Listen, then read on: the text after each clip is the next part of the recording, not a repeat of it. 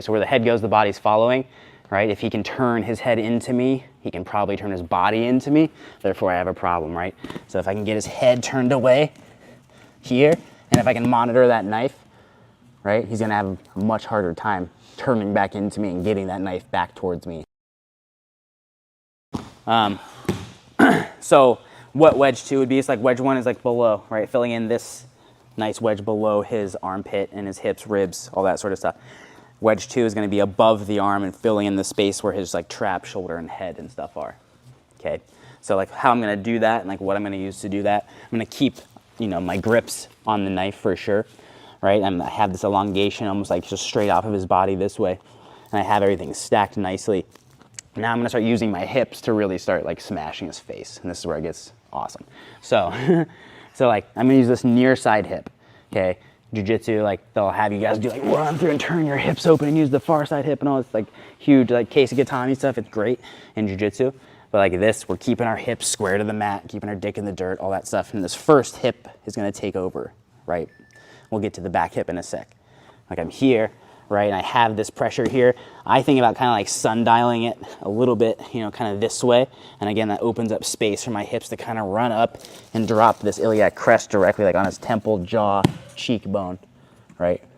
All of his like pointy protrusions on his face versus my pointy protrusion in my hip, just fucking dropping it over, right? So where the head goes, the body's following, right? If he can turn his head into me, he can probably turn his body into me. Therefore, I have a problem, right?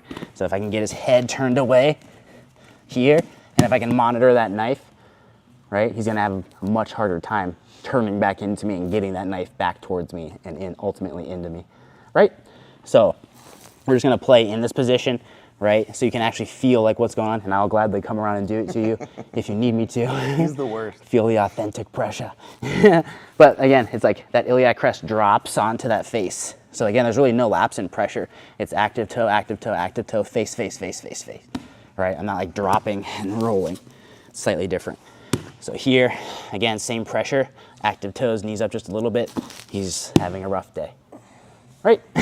Very subtle, very small, but huge effectiveness with that hip.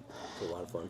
Yep, learning to pin is, you know, a lot of it's like learning to use different parts of your body to control different parts of their body. So they're like, what the fuck, you know, and isolated in very uncomfortable ways. It's a really good way to kind of demonstrate that.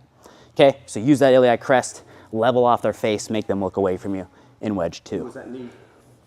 So this one will be like, sometimes it'll be like tight up next to his elbow. Sometimes I'll need to be like dropping my iliac crest on this side too. Yeah.